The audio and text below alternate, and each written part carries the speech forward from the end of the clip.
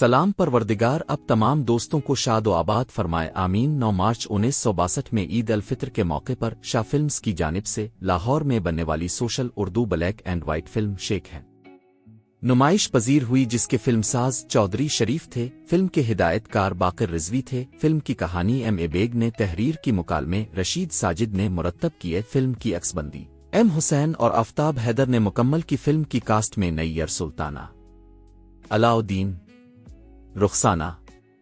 ساقی، تالش، زمرد، رضیہ، دلجیت مرزا،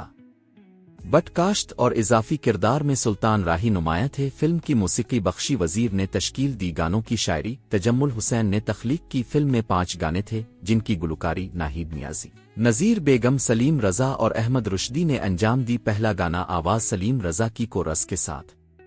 بدنام کر دیا ہے وفا نے کہاں کہاں، دوسرا گانا آواز احمد رشدی کی میں ہوں چمپی والا البیلا مت والا 4 آنے کی بات ہے، تیسرا گانا آواز نذیر بیگم کی میرے صنم تجھے میری قسم محبت کی راہوں میں، چوتھا گانا آواز نذیر بیگم کی تقدیر کے مالک تیرا انصاف کہاں، اس درد کی دوا کہاں، پانچواں گانا آواز ناہید نیازی کی تیری نگاہوں نے وہ جادو کیا پیارے جیا۔